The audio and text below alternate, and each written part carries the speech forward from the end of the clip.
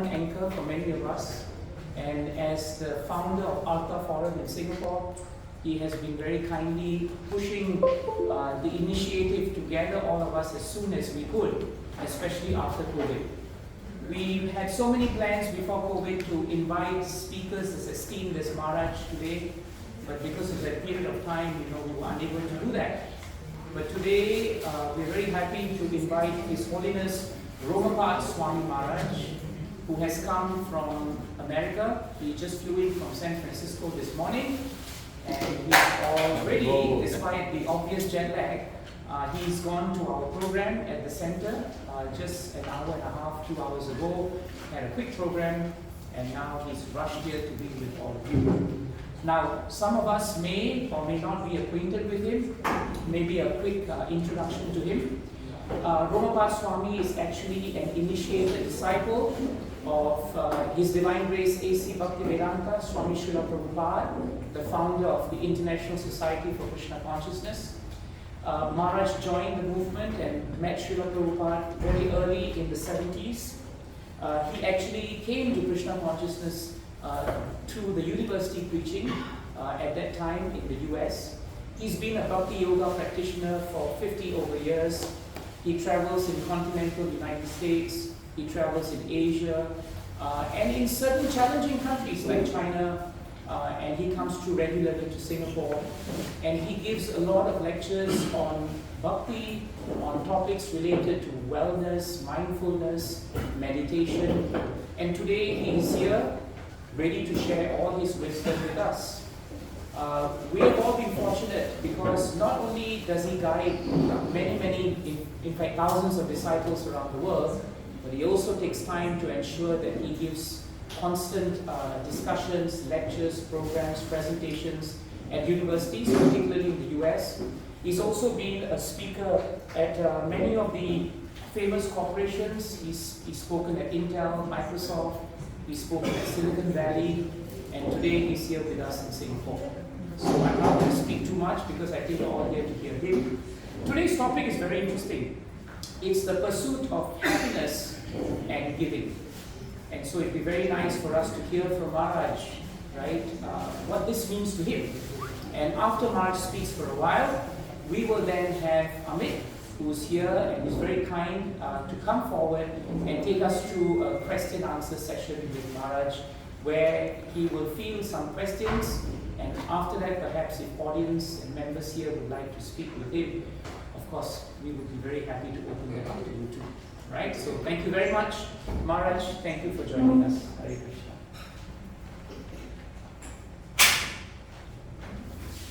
I can't see you all, so I'm going to stand up. I see a few people in the front row, but this is a heavy one. yes, very good.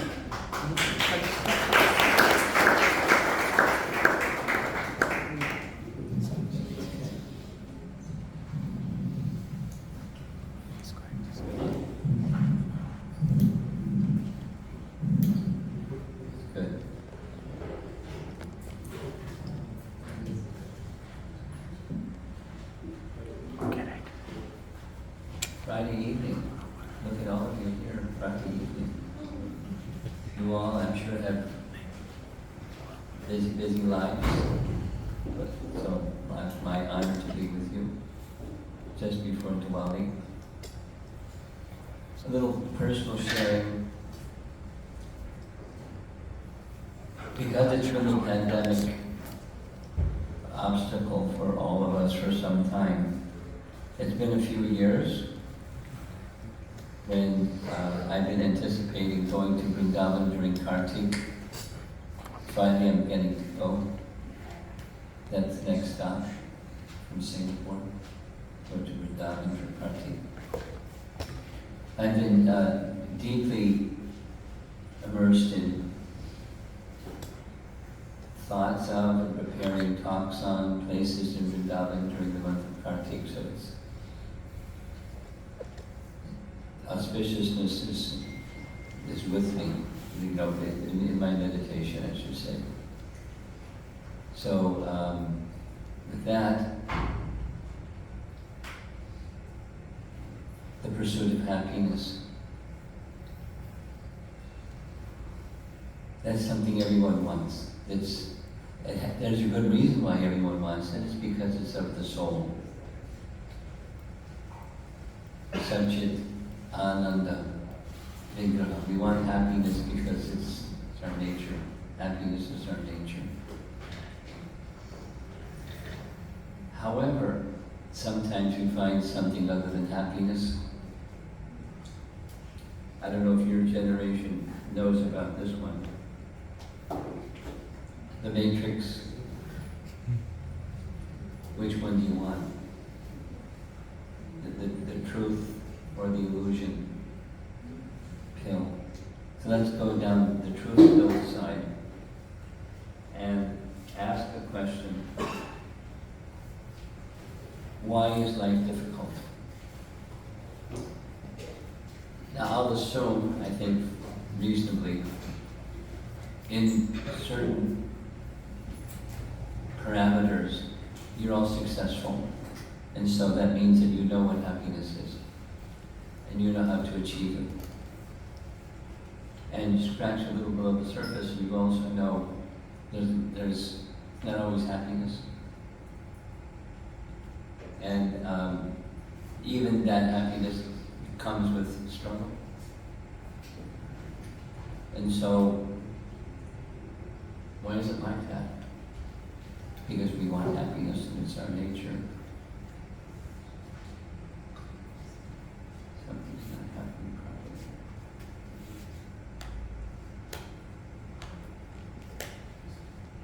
Yeah. Well, learn to be happy. Since it's our nature, why should we have to learn to be happy? There's something between us and our nature. That's the obstacle. So, a good starting point is to make this distinction between reality and illusion, the two choices. There's a nice painting I like. It's a painting of the feature of Maya. So we're going right now straight to Vedic text where Maya means not this, not this. And the illusory nature of this world is conducted by Maya, and she has her very powerful assistants. The three modes of eternal nature, you see them pictured in the middle of the painting. Goodness, passion, and ignorance, they have their presiding deities or predominating deities. Goodness, passion, and ignorance. Vishnu, Brahma, and Shiva. And they have control. Although happiness is the position is desired, you get something else because of that feature of illusion. Because what looks like happiness isn't real happiness. There's Bhaktisiddhanta. How would you know who Bhaktisiddhanta is? I don't know the baseline for everybody here. My spiritual master, as you were informed, was Srila Prabhupada, and his spiritual master was Bhaktisiddhanta. So Bhaktisiddhanta wrote an essay, Search for Truth, or Search for Happiness, because where there's truth, there's happiness, and when there's illusion, there's not happiness, although they look like. So that the searching for happiness may be, the hedonism formula. Just driving on the way over here, so many eating establishments. Must be good business. What to speak of, the drinking and merrymaking. So, is that the formula for happiness? Eat, drink, and be merry, for tomorrow you may die. We know that that's one thing that's certain, death is for certain. But is happiness found in the temporary? There's a nice example that Prabhupada would sometimes give of a lady very carefully, meticulously polishing the bird cage, so much so that she neglects the bird inside the cage. The purpose for the cage is the bird inside the cage. So while taking care of the externals, the necessities that are there, there may be the happiness that's missed is by neglecting the purpose of the body, the purpose of the cage, the purpose of the covering of the soul. So neglecting of the soul has its problems. Let's go now to Krishna speaking to Uddhava. We know of Krishna speaking to Arjuna. Arjuna was Krishna's cousin. They were cousins because Arjuna's mother and Krishna's father were brother and sister. So they were cousins. Right? But Krishna had other cousins. One of those other cousins was Uddhava, because Vasudeva had a brother, had a number of brothers, and one of them was Devabhaga. And Devabhaga's son was Uddhava. And even comparison to Arjuna, Uddhava was even more intimately associated with Krishna by constant association with Krishna from the time that Krishna went to Mathura till the time he left this world. Uddhava was his constant companion. He was in Mathura. It was Uddhava that Krishna sent from Mathura to Vrindavan to carry Krishna's message to the gopis. Very special person. When we go to Govardhan, there's a very special place towards the end of the whole Govardhan Parikrama. It's Uddhava Kund. Uddhava's visit to Vrindavan was so wonderful that he prayed to Krishna that he could take birth as a blade of grass in Vrindavan, so that the gopis could step on his head and the dust from the lotus feet would come to his head. So he became a blade of grass in Vrindavan, recognizing how elevated are the residents of Vrindavan. And then he went back to Mathura, reported all this to Krishna. He was with Krishna when Krishna left Mathura to go to Dwarka. He was with Krishna the whole time in Dwarka. Constant companion.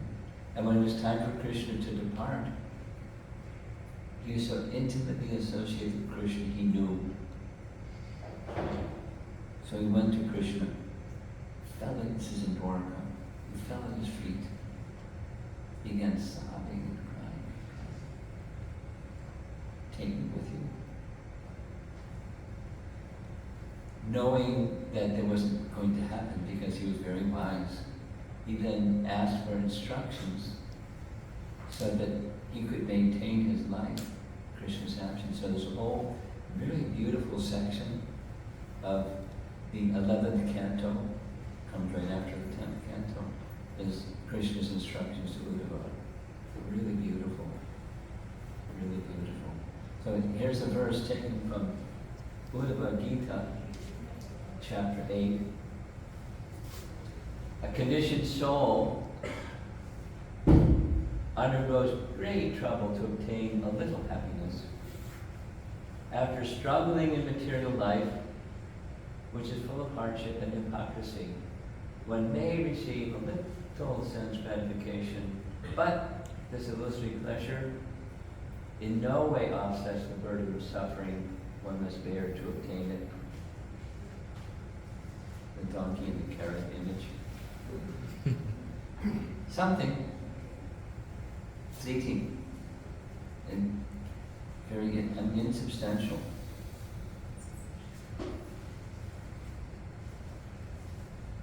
Then, although the experience is limited and insubstantial, still there's so much greed. Now, being successful people I don't need to speak too much on this topic. But there's one world, and the rate in which people are engaging in the resources of this world, it's insufficient. The world is insufficient. You could say, the greed is too much. Or you could say, the world is insufficient. By the numbers, we're using up resources that require, at the current rate, about 2.5 Earths, and there's only one. So that means there's a lot of conflict over resources, and a lot of not proper use of resources. And I've understood from people who are successful in their entrepreneurial lives, as you're making your plans for the success of your business, there has to be all kinds of considerate, conscientious people at least, are considering the ecology and the condition of planet Earth. Carbon dioxide reduction and production of whatever you're doing, etc., etc., etc.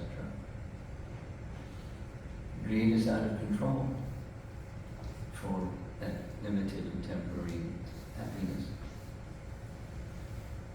And there's one idea, that go green.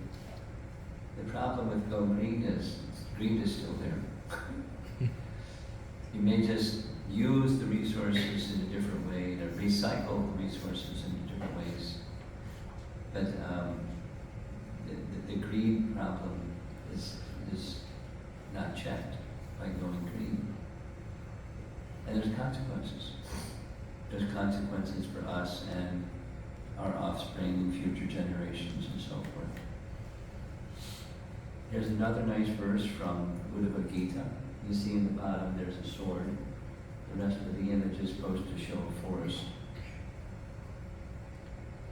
The network of material desires is created when falsely thinks that he can establish himself permanently in the material world.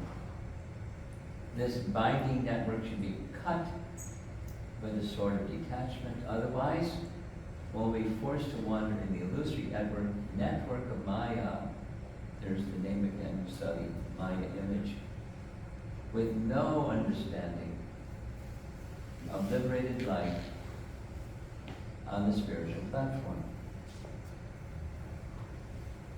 So that's Krishna's words to Uddhava in Uddhava Gita. Here's Krishna's words to Arjuna in Bhagavad Gita. An intelligent person does not take part in the sources of misery, which are due to contact with the material senses, O son of Kunti. Such pleasures have a beginning and an end. And so the wise man does not delight in them. We're getting from Krishna's words to Uddhava and Krishna's words to Arjuna some basic instruction about what real happiness is, and making a distinguish between the real happiness and the flickering, momentary, illusory happiness. A very celebrated personality in the whole of Vedic lore, Bhagavatam teachings in particular, is Prahlad Maharaj. Here's a nice statement by Prahlad, very, very clear. One is happy as long as one does not endeavor for happiness. As soon as one begins his activities for happiness, his condition of distress begins. Happiness is natural. It's of the soul. But when you look, when there is pursuit for happiness outside, somewhere out there is happiness. I just have to get the right combination of things. Use my intelligence to align things so that the happiness that's out there is my experience. Well, as soon as one endeavors like that one's distress begins. Yehi samsparsha bhoga dukkha yonaya ekate. See some of you nodding. Some of you know Bhagavad Gita, that's good. And to live that life that's being indicated, that's the path of real happiness. So let's spend a little bit more time on the illusion side. Supposing you have abundant resource, just like these restaurant places. I mean, it was one after the next, after the next, after the next. It's Friday night. They're not at home with their family. Well, many people are busy. By its nature, sense pleasure mandates renunciation of enjoyment. You can only eat so much. And then, are the senses ever satiated?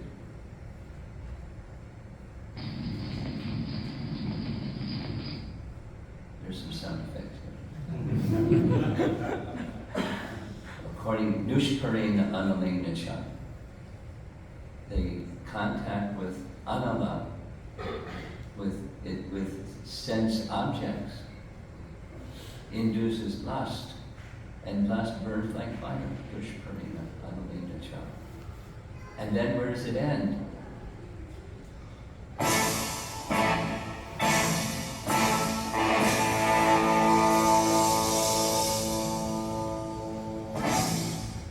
That's waiting all of us. He says, we're out of any time minutes. And when is death coming? Anytime. We're out of any time minutes.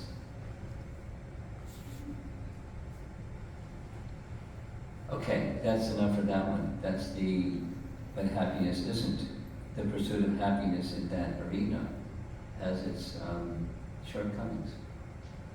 So now, is there such a thing as happiness that doesn't have shortcomings? Is it we have to take the bad with the good? Well, in that which is temporary, because it's temporary, its limits are there. At the same time, the human form of life has the capacity for achieving spiritual happiness. I like this image. It's a pyramid image where spiritual is at the center, and then there's the holistic picture of happiness. There's mental, bodily, intellectual, and spiritual happiness. And spiritual happiness is at the core. Prabhupada would often say, from spiritual well-being, material well-being follows. Like a shadow follows an object. When you have an object that's casting a shadow, if you want the shadow to move, you move the object. The shadow moves. Not high technology, it's pretty simple. From spiritual well-being, material well-being follows. Like a shadow follows the object. So at the center, there's who we really are. And that, like the bird in the cage, we have to attend to who we really are. And in the holistic picture of pursuit of happiness, there's other needs. And we attend to those needs. But we tend to those needs in relation to who we really are. And put it negatively, if you don't attend to who you really are, then those needs aren't going to be filled. There's always going to be insufficiency. However, when the spiritual needs are met, there's sufficiency. Whether it's on this standard or this standard. We started a little bit late. Can I tell a story? Sure. Here's a Prabhupada story. Ready? Prabhupada story. So Prabhupada, he established the Krishna Balaram temple in Vrindavan. Maybe many of you have been there. And during that time, it was not built up like it is today. It was outside the front gate, across the gate, and at least in the right direction, going towards the main road. It was just agricultural fields. So we went morning walk, 6 a.m. Prabhupada came out of his quarters, went through the gate, turned right, down the road early in the morning. The sun had not fully come up yet, just a little bit of light, and off we go for a walk, morning walk. And that particular morning, Prabhupada was in a particular mood. And he was in the mood that's compatible with this topic. He wanted to teach us a life of simplicity is a life of happiness. So when we got to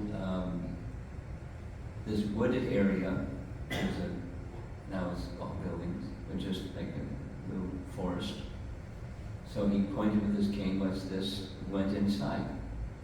And inside there was a little path going through the forest, so they walked through the path.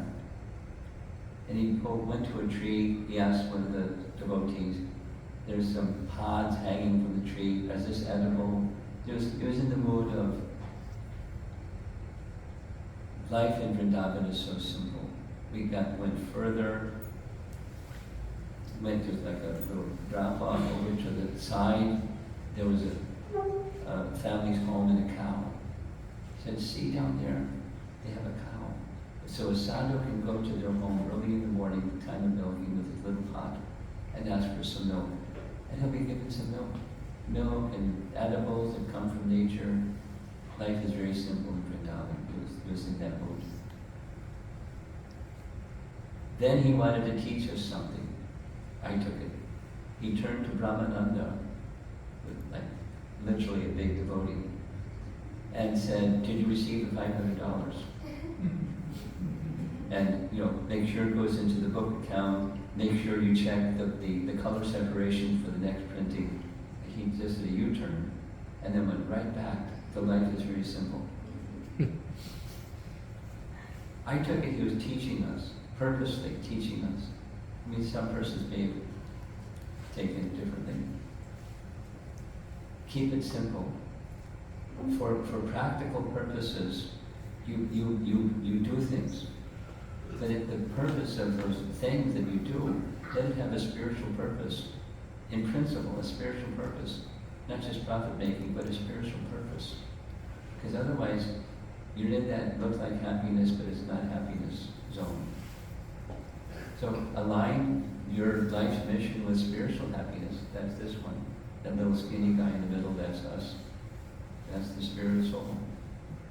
And when you live your life that way, then there's the possibility of real happiness. Here comes some more music.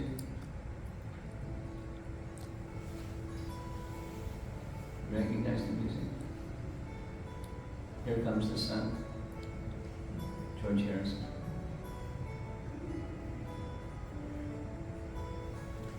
A liberated person is not attracted to material sense pleasure, but is always entranced, enjoying the pleasure of being.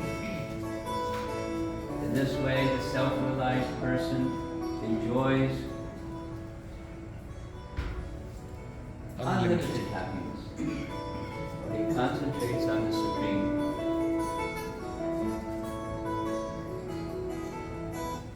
George Harrison is a really good example of a person who was mega successful and internally very peaceful.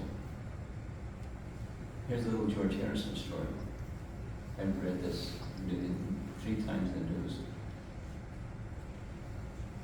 Once upon a time, he was with his wife sleeping in their place, and there was a burglar. He heard the sound of a burglar downstairs. So he went to the railing, looked downstairs and saw the burglar. And the burglar had a knife. Now, George's instinct was 2 things: protect my wife and call upon Krishna. So what did he do? This came out in the trial later because they caught the burglar. He started screaming Krishna's name, the Hare Krishna mantra at the top of his lungs. He ran down the stairs. He confronted the burglar. The burglar caught him a couple of times and ran from his home. Who knows, maybe he thought George was crazy or something. He was screaming the Maha Mantra at the top of his lungs. When there's danger, where's your shelter? He wasn't a cosmetic guy. He was a genuine Krishna Bhakta. very successful, worldly, this and that and the other thing. Protect his wife, do naturally, instinctually. And deep in his heart, the deepest place of his heart was Krishna's shelter. Just like when Arishtasura came, we just at the temple told the story of Arishtasura. When Arishtasura came, it was so big. Everyone called out for Krishna to help. Krishna said, "Do not fear." And immediately their fear went away. Bhagavatam. And he dealt with Krishna. So, a liberated person is not attracted to material sense pleasure. Prabhupada had abundance. There was a time when he had nothing. And for a long time he had nothing. Before that he was on his way to the biggest success when Krishna told him that he had nothing. Then he had more than he would have had if he had been the successful materialist that he was on track to become. But he had that spiritual core. Here's one more verse, and we're done. This is from Bhagavad Gita, chapter 6, Dhyan Yoga. See the self by the pure mind, and to relish and rejoice in the self in that joyous state when they're situated in boundless transcendental happiness, realized through transcendental senses, established thus, one never departs from the truth. And upon gaining this, he thinks there is no greater gain. Being situated in such a position, one is never shaken, even in the midst of greatest difficulty. This indeed is actual freedom from all miseries arising from material contact. So real happiness is, as we find from Bhagavad Gita and from our true life's experience, real happiness is within. Minus that real happiness within is not happiness. It's quite unstable. Cosmetically, life can be going on very nicely, but there's something missing. And when that something is substantially there, then even the greatest of difficulty, one can easily cross beyond it. When there's inner happiness, inner contentment, inner connection with the Supreme. I think you wouldn't be here if you didn't have that sense. You'd be doing something else this evening. So I'm speaking to the choir. But cultivating this in the course of our life, that's our life. That's our standard of what real happiness is. And I'm done with my little talk. Here's Mahamantra. Mahamantra is the beginning place, the middle place, and the end place for making that connection with their true happiness. So now I'm understanding there's going to be 2 other segments. Someone's going to be helping me give nice answers to some nice questions.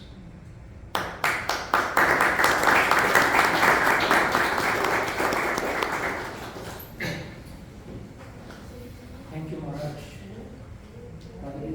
Please, like to introduce. Thank you so much. Hi, Krishna.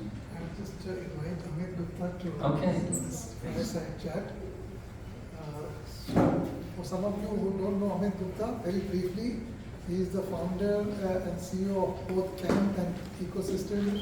He is the Singapore FinTech Festival ambassador. He is a very dear friend and resident of Thai. Has done a number of fireside chats recently with Kailash Satyarthi and so many others. So thank you so much, Amit.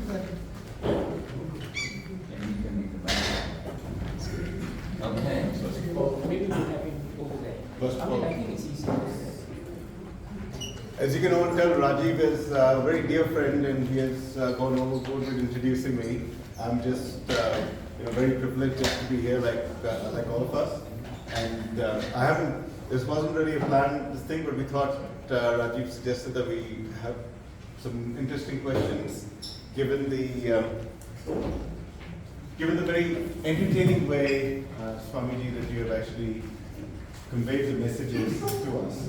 And while I was sitting in the back,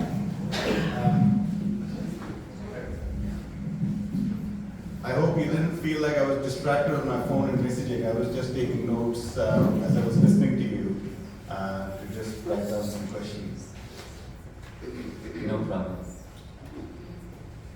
You're busy people, I don't know, I'm not going to monitor your busyness.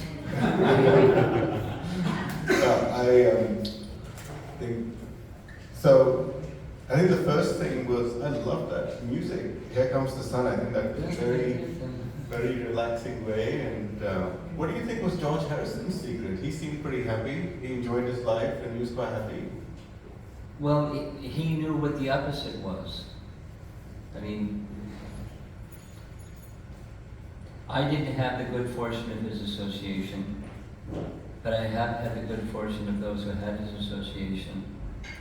And he was not only amongst the Beatles, but amongst the younger generation in general. He was a little different. And in that little difference, part of it was success doesn't cut it. The fame and the this and the that, you know, he had it, he knew how to handle it, but he didn't make it. My understanding from the association of those that had his association is that he wanted something genuine. And when he found something genuine, he was examining it carefully. And he accepted it in the core of his heart. And so his success was his inquisitiveness and, you know, wanting something genuine. And being able to take shelter when he received it.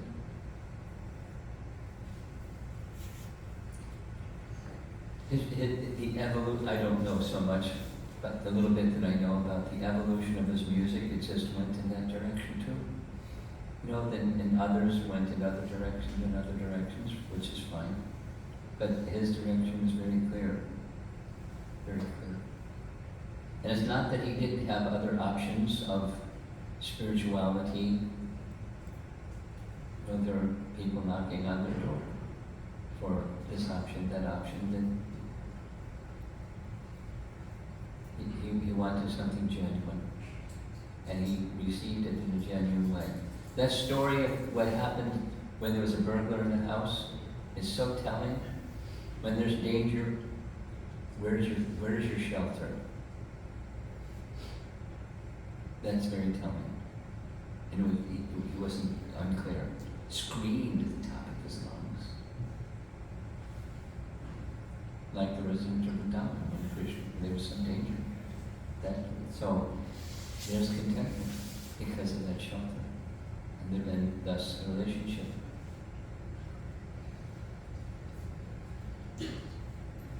Yes, and I wanted to, just pick on that.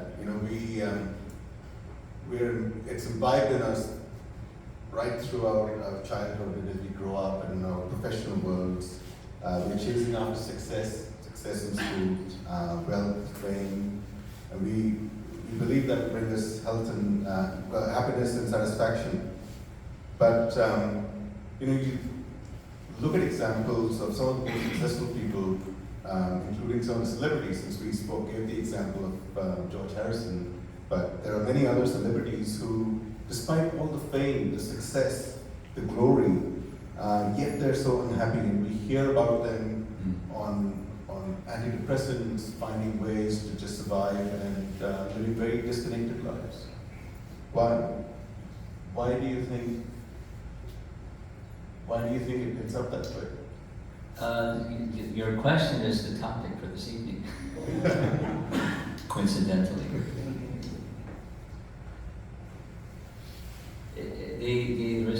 My response is it's fundamental. Absent a spiritual conception in life, and even there can be a notional spiritual conception in life, but not a substantial spiritual conception of life, then there's an emptiness. There's expectations that are not met. It's a very simple adage I've learned. and be careful what your expectations are, because expectations that are not met lead to frustration. And frustration is dark. So the expectation that happiness is somewhere out there, and I just have to get it. And being successful is get it. There's my expectation. And it's going to spell happiness, but it's not there. So it's rare to find real happiness within. It's possible, but it takes, a little, in our modern, especially in our modern context, a little detox, a nature detox of not seeking happiness in those areas. I told this little story in Prabhupada because it made a big impression. I was just a young man, but it made a big impression. And the happiness is in a life of simplicity. Now, in a life of complexity, how do you find simplicity? It has to be within. There has to be time that you spend where there's contentment to be by yourself or be in your meditative, devotional relationship with the Supreme, however you see that, and I'll say Krishna, and that there's a meaningfulness in that relationship with Krishna. The nature of spiritual meaningfulness is just, it's yet to be fulfilled. There's the striving. In other words, spiritual happiness is dynamic, that's not static. Now I've reached it. There's always a dynamic increase and increase and increase. But when people don't have that spiritual core, and they're busy with the external yardsticks of happiness and success,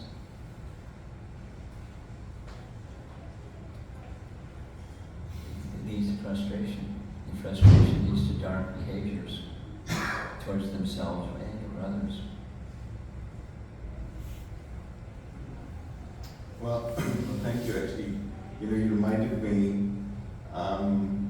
Many people might not know this, and I go around telling people this, but I can't go a day without actually doing my prayer in the morning. I've been doing that since I was 10 years old. Interestingly, what I learned from my father, who's a very big Christian bhakt, what I learned from him was, when you pray, so I said, how do I pray? He said, just have a conversation with God. God is your friend, because he'll always listen to you. And so he said, for him, he said, Krishna is my friend. I speak to him. You find your God when you speak to him.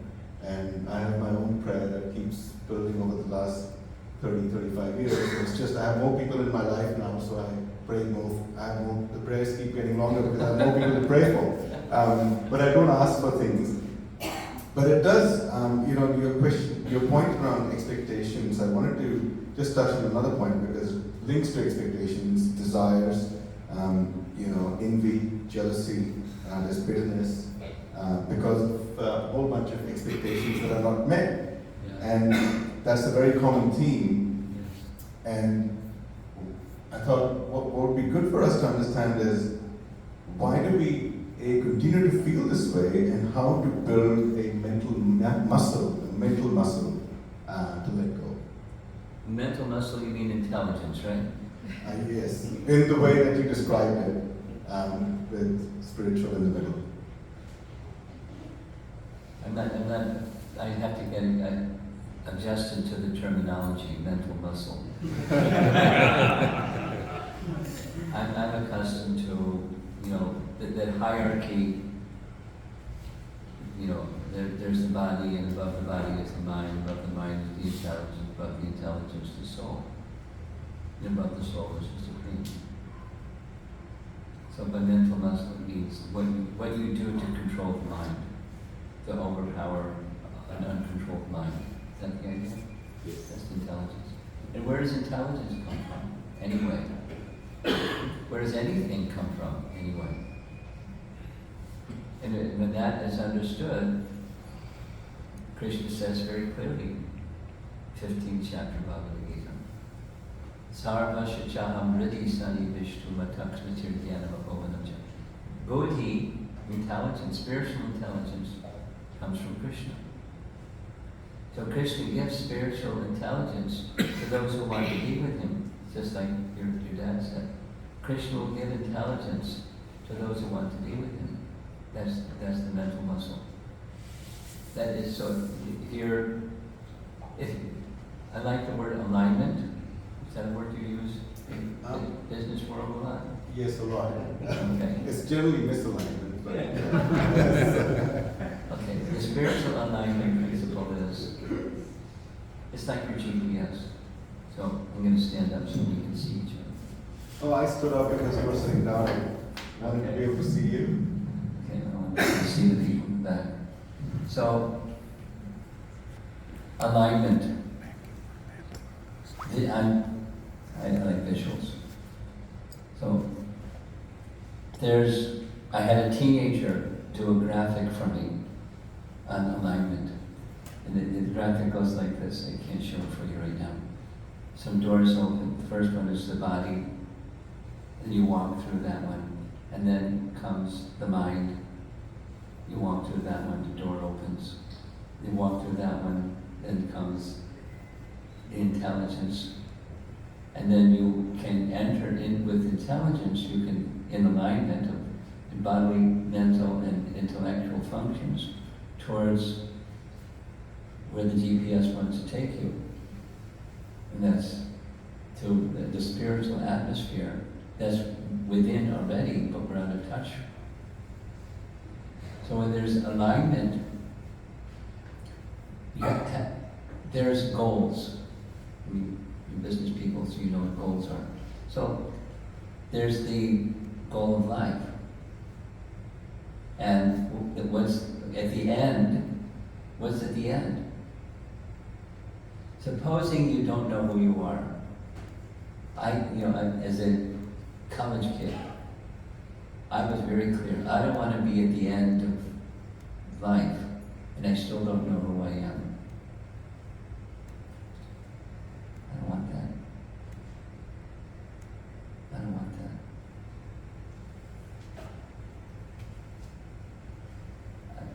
I'm going to do an anecdotal thing. Is that okay? I mean, I don't know it, but it's personal. Some years ago, there was the war in Vietnam. When I was in college, there was a war in Vietnam. I was a pre-med student, and my mother and father told me I'm getting these draft notices from the United States Army to show up and get my uniform and go out to Vietnam. I said, gosh, that's really dumb. The war is dumb, and taking somebody out of medical school to go to that dumb war is double dumb. So I didn't respond. They're like, you gotta respond, you get put in jail. So I went, I said, what do you do? So I was told there's Quakers, they're a group of Christian people. They'll help you fill out a conscientious objector form, piece of cake. Get the form. First question, state the nature of your belief such that you cannot take part in the armed forces of the United States of America. Dean's List student, get an A in exam, piece of cake. Get the pen ready to go, and it wouldn't move. Why? Because I didn't know. I didn't know what my convictions are. And then I was stunned. Here I am, this and that, the success, blah, blah, blah. And I don't know what my convictions are. And then with that one came 100 other ones. And from that one came another 100 other ones. Like there's lots of questions I don't have answers to. And I don't want to be at the end of my life when I don't have answers. I don't want to do that. I'm hitting the pause button. I'm not going to quit school, but I'm going to continue asking these questions until I get answers. And not because somebody says this is the answer, but this is my answer. Like, find your parent, find your connection, and commune. accomplish to have this yoga, the connection with the divine, with the Supreme. And stay there. And every day, and every day, and every day, to have that connection, have that spiritual connection. Ideally, follow standards that are standard, coming down as spiritual life comes down into descending fashion through disciplic succession. It's right in Bhagavad Gita. And then that's how you make the connection. So, why it goes on to people that are in the position of success are doing so many things to cope with the stress of being successful. Or it's the absence of that connection. So you're very fortunate when you're 10, your dad gave you that connection.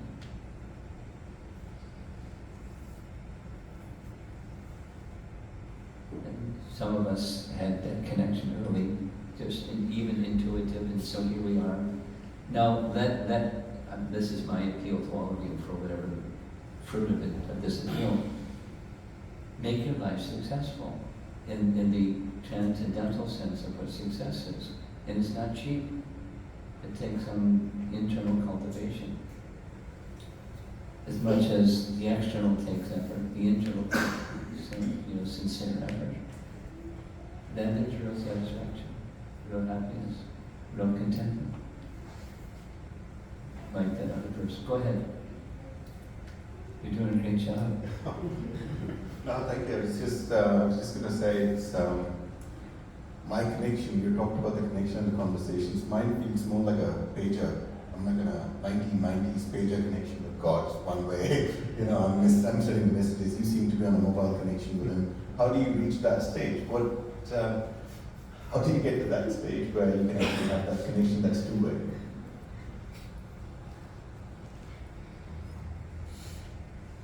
Next question. That's, I think, why you were given the microphone. Finally.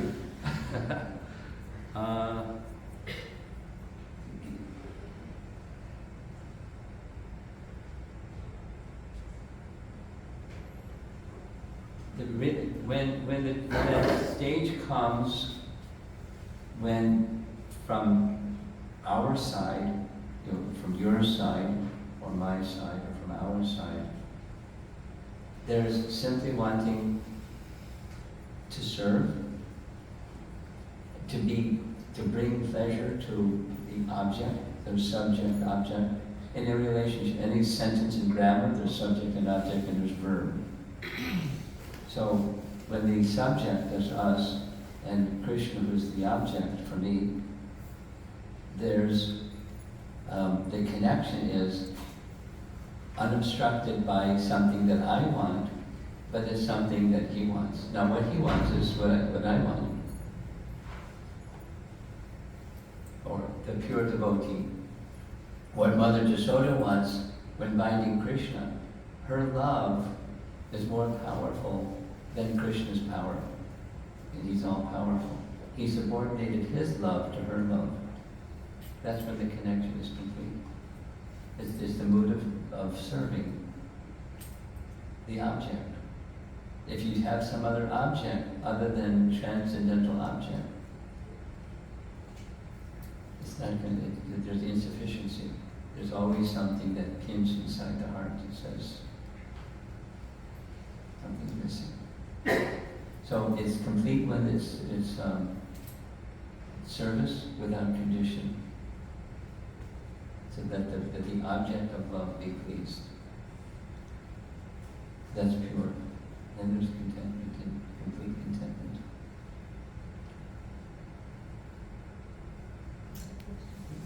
Take purity to get there. Here we go. We have some more questions. Yeah, absolutely. It's more to do, the topic had to do with giving as well. With living. Giving, right? Giving. Giving. So you spoke about giving and the power of giving and how that brings about happiness. So there's a lot of connection with selfless giving. So that could be one of the answers.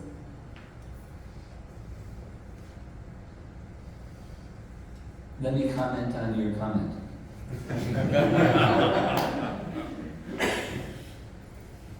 What is mine? Or you can ask. What is mine to give? And you go down the list, and it's actually not mine. It's Krishna's. So the giving is likened to the worshipping Ganges by uncles of Ganges offered to the Ganges. So real giving is acknowledging nothing is mine, nirmama. But Krishna is the proprietor. And then we offer unto the real proprietor that which is the property of the real proprietor. There may be multiple other persons, there will be multiple other persons involved in the act of giving. But in the core is the source. And there's other persons who, I'm the distributor of that which is from the source. Without acknowledgement of the source, that sense of giving is insufficient. In fact, it's material.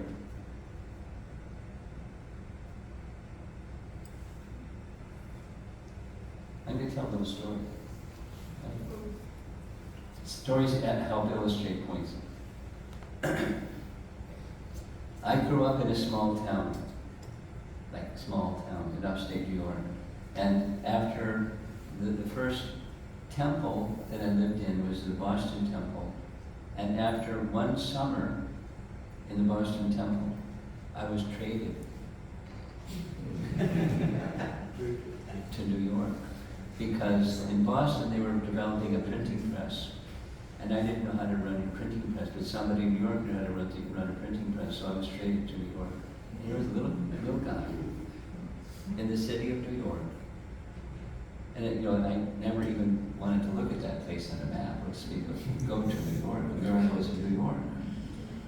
And it was the end of the summer. The fall was coming. So one of the assignments I was given was to get winter clothing in the garment district of New York City for the temple devotees. Hooded sweatshirts, long underwear, nice woolen hats, and mittens and stuff like that. So here I go into the garment district of New York, and it's like the bowels of the city. So, place to place to place. And so I'm dressed like this, and into one shop, into one garment district man's shop. He saw me, and he brought me into his back room. I want to show you something. And what he wanted to show me was his giving. Let's stand over here.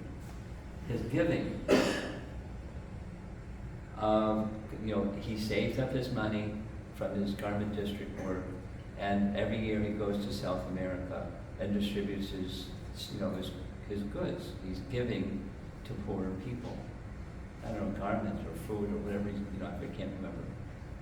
So I looked at all these photographs. He had a little tiny room in the back of this, warehouse.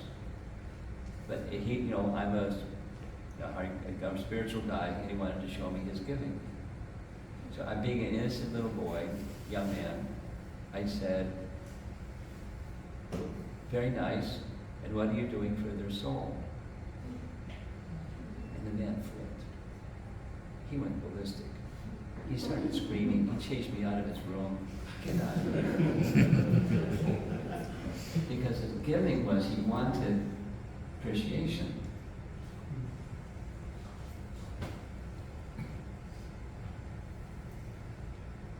And that's, he felt that's wasn't what he was getting. So, why did he feel like that?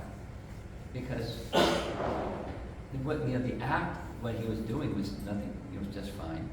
But the place from which it was being done was not just fine.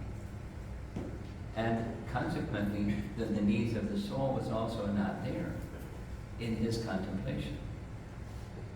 It's right in Bhagavad Gita. Happiness in the mode of goodness. One becomes conditioned by it.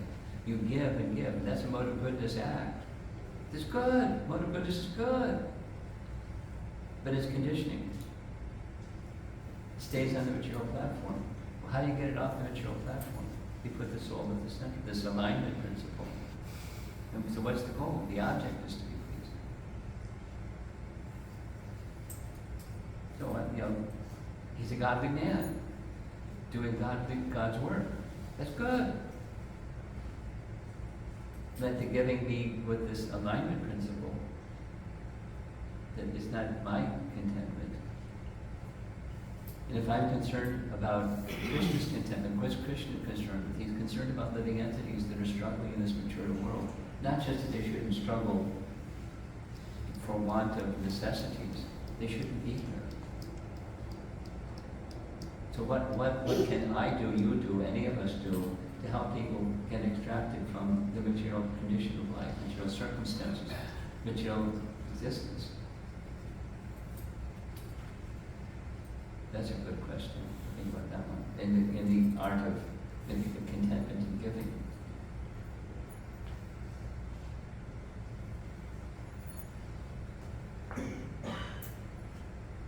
Yes. Wonderful. Is there any questions, Ashish? Oh, So this talk today was all about pursuit of happiness, Pursuit right? of happiness, right? Yeah, and then as Mr. Amit mentioned, right the time we grow up, we are like conditioned, okay, this is going to be a path, and that is usually done by parents, right? And then after a stage in life, you come to a place where, okay, I've done most of my responsibilities. And then suddenly, like for me, I encountered a new country, new people, and that place felt like home. Miles and miles away from here. And I really struggled with it, oh, what's going on, this is not my home. And now I've come back here and I'm like, how do I move my life into the direction which my heart is telling me? And I'm a very logical person, so this is like very new for me, you know. So that place, the people there, they give me a lot of happiness. And I never knew it would happen. It's just like destiny is playing its game, you know. So how do I move from like 50, how do I move from 50 years of going on a set path and just, you know, move to something completely new? Well, you're asking three things at one time. If I threw three balls at you, say catch. But one of those is at a later stage of life, how do you realign? That's one of the questions. That's maybe the main question.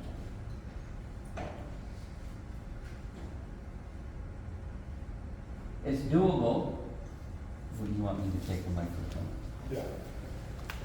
I'll stand back here. I'll stand back here. I just wanted to make sure I caught her voice, all her points.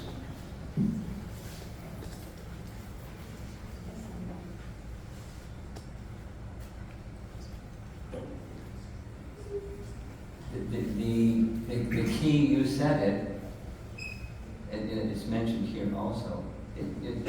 It's a principle. The principle is going within. There's the outside and there's the inside. And for 50 years, and then that place inside, you have to find that place inside. Now, how do you find the place inside? That's life. And now you're so many years old, and you're not a young girl anymore. You have this thing that you're accustomed to. It's just not dismiss all that. It's align all that to keep asking the question. Keep asking, the how to question. Keep asking it. And then you go to wisdom literature with that inquisitiveness. And the wisdom literature is going to tell you how to find it. Just like these statements that Krishna is making to Uddhava. Uddhava wasn't a little boy anymore. Krishna was 125 years and Uddhava was about the same age. They've been doing stuff together. So, but he's giving him principles, and then you take those principles and you apply those principles to that inquisitive heart, or align the mind and the heart with that which was the objective. I want to be in that place. It's through those other doors into that spiritual reality, or the place of contentment, or the place where I can't be troubled by anything at any moment. That's not easy to achieve. So inquisitiveness, that's the start, keep asking. And wisdom literature. And then this one, I mean, this is, the formula is, Chaita Darpana Marjanam. Make the heart more and more clean. In that inquisitiveness, continue to make the heart more and more clean and give light coming from transcendental wisdom. And it's doable. So that's just, I'll assume, you're a very sincere person and you're an intelligent person. You have to align that sincerity and that intelligence with that mission that you just asked me about. And gradually, the cleansing will allow more light and you'll have more clarity. And when you feel that you're moving in that direction, you're going to get more energy tomorrow than today. This is key. Inquisitiveness is key. Wisdom literature is key.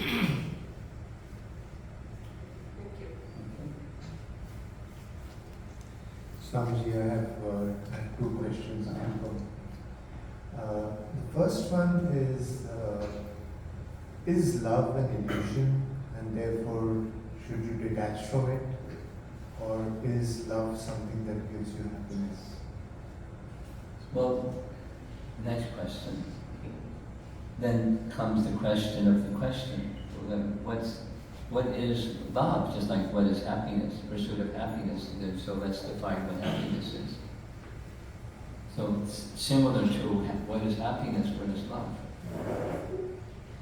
And there's a really nice section of description in Chaitanya Charitamrita that says some people think it's this, and some people think it's that. And so that's those to the side. Back to this response that I gave to this nice lady here. Where there isn't something, what's in it for me, conception of what love is, but it's the happiness of the beloved. That's what love is. When it's on the spiritual platform, that's what love is. And there's clarity in terms of what that transcendental object is that's beyond the temporal, beyond the limited and the temporal. Question: is it possible to have that kind of love in this world? Yes. And that love that's like that in this world is where there is no obstruction between oneself and Krishna or the Supreme. Then love isn't material to be rejected. It's not limited and temporary. And so once again, can that unlimited and not temporary love be found in this world? Yes. Provided that spiritual connection is made. And without that spiritual connection with the divine, then it's limited and temporary. My second question is, with some experience, it's sort of intuitive to understand that happiness is within and happiness is not the pursuit of material world. But how do you make, let's say, a teenager understand that? Is it an intellectual instruction or has it got to be experiential? I'm going to go to the alignment word again. There is certainly a cognitive or intellectual function in work. There's a feeling function involved, and there's from the very heart or the very soul of one's existence that sense of connection. So when there's that alignment, then yoga bell rings.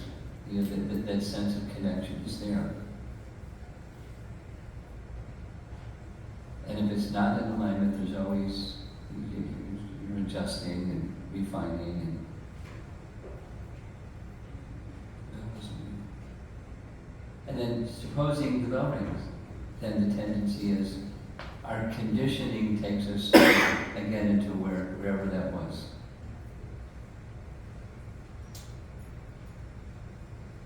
So then it takes a very sincere person to stay fixed on that purpose, that objective, transcendental objective of life, the higher the mission of human life, and stay there and keep refining and refining, spiritually refining.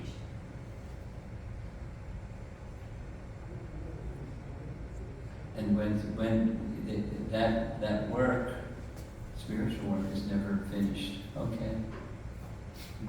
It's not like that. I hope I'm addressing your question.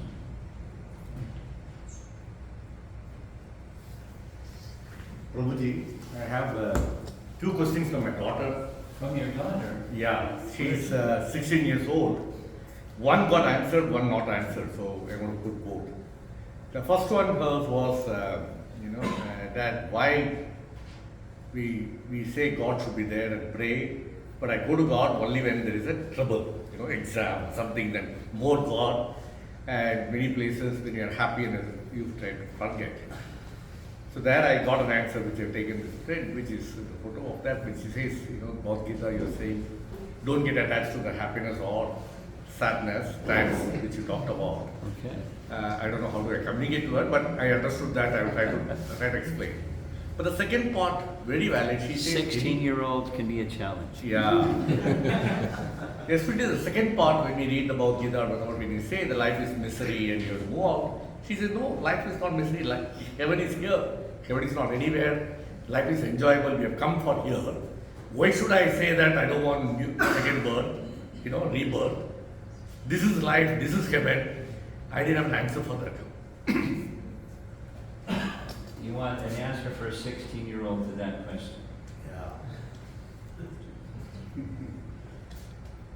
Well, I don't know your daughter, but you could, depends on the person, how you answer that question. When you were 5 years old, what was heaven? When you were 10 years old, what was heaven? When you're 16-year-old, what was heaven? The picture keeps changing. So which one is it?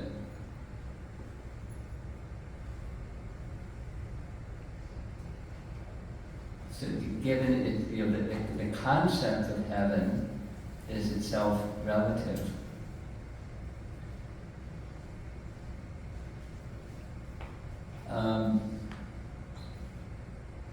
You can go to some of the things we heard over here. That people, do you know that there are people that are really successful and they're trying to cope with the stress of their life and being successful, enjoying heaven?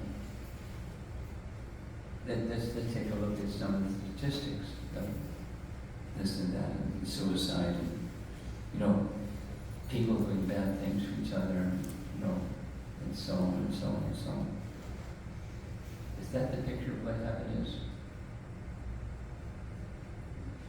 Let's go back to the drawing board. Hit the pause button. Ask yourself. I ask myself. What's it like there? I ask mom and dad. What's it like there? We hear about heaven. What do people do there? What's the travel advertisement? What's the marketing program for heaven? Do you still want to go there? I didn't use that language, but didn't get an answer. So, what's the what's the standard of what real happiness is? What heaven is? What contentment is? And would you say it's this? And if it's not this, then what is it? So it depends on your teenage daughter, her thoughtfulness. My experience in dialoguing with teenagers is to get on the same side of the table. and you look out at the world, what do you see out there? Because if you do, your opposite sides of the table, it's endless. They have to feel that you see the world as they see the world. You can connect with them, meeting them on their territory. You're looking out at the world together. What do you see out there? And so it depends on your daughter, her personality. What do you see out there? How do you answer? What are your thoughts about this? How does that strike you? Yeah. Yeah.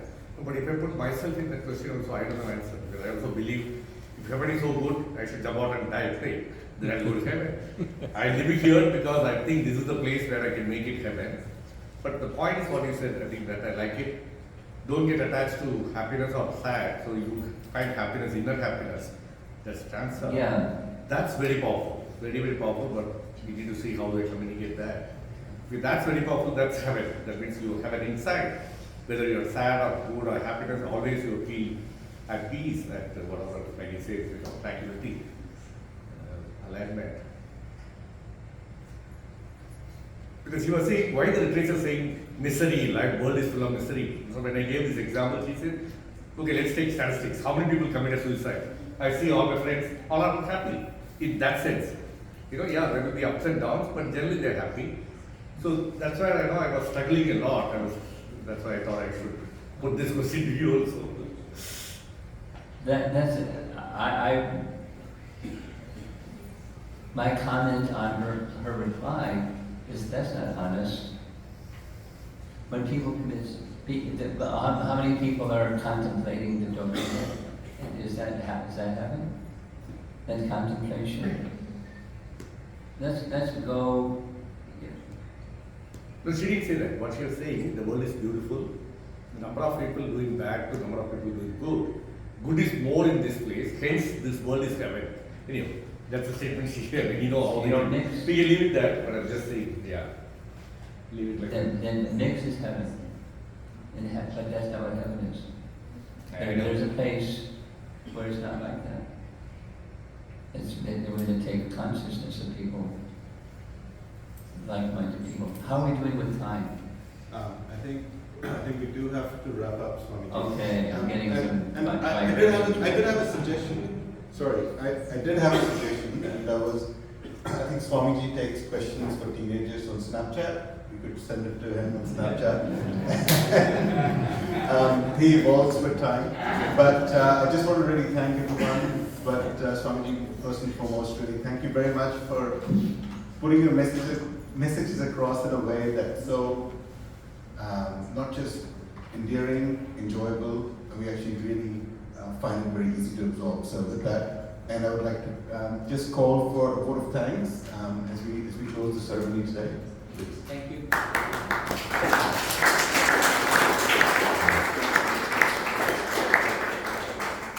Can I invite Rajiv, who is the founder of the Artha Forum chapter in Singapore, and whom we owe so much of gratitude to for having organized Artha Forum programs for so many years, with so many luminaries in the spiritual world.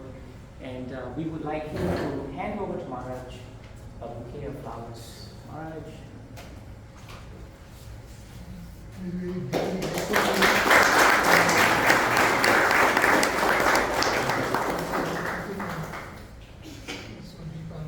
you so much. I'm grateful, and some of the others might try to reach out to you separately. We'll arrange that. Answer questions. Thank you. And I would like to ask Rajiv to give a bouquet to Amit, because I think Amit, you did amazing.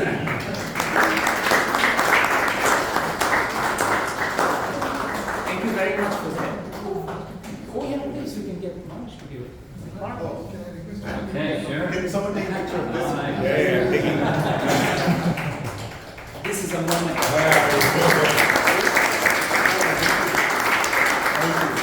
Thank you, Ravi. Thank you So much. I just want to take this opportunity to thank everyone for coming together. Like Maharaj mentioned, it's a Friday evening. You could have been doing anything else. He had a long flight. If we for anyone else, it's actually for him to get rest, but he would disagree with me. But I think he's got a packed schedule going on all the way to Wednesday. And he's going to take programs at our center where we have our programs. He will be having house programs. If any one of you would want to take this further, right, because he has planted seeds where you are starting to question and ask and look deeper. If you want to have this opportunity to meet with him one-to-one, please, you can always contact Rajiv. You can contact Prakash, who's at the back there. He's waving his hands, right? Okay, so we are all here to assist you. I think we can facilitate that, and somehow or another, even if we say that there is only so much time, we have experienced that in the spiritual world, time has the ability to expand. And Maharaj has that ability to expand with so much of compassion, to meet everyone, to talk to everyone. And that's why we've all been so happily and eagerly looking forward to him coming here. The important thing I would take from here is to thank him, to thank all of you. I think at the end of the day, Maharaj was speaking so much about the connection between happiness as we know it and a spiritual connection. And that spiritual connection requires so much of endeavor, thought, and as Maharaj used the magical word today, alignment. So I think this is something that we should take back, and this is something that I would take back. Every Monday when I get into my workplace with my partner, we sit down and look at what court cases we have. And the typical thing that my partner would tell me is, we have to do a pro bono case this week. And I asked him why. He said, because it's good for our karma. And I tried to explain to him, what else is it good for? Because that good karma brings me happiness. And I tried to explain to him that getting happiness is not like chalking up brownie points. It has to come from the heart, and it has to be aligned to a spiritual connection. He still asks me that anyway every Monday, so maybe he should be Maharaj. So Maharaj, thank you very much, Maharaj. A big warm round of applause.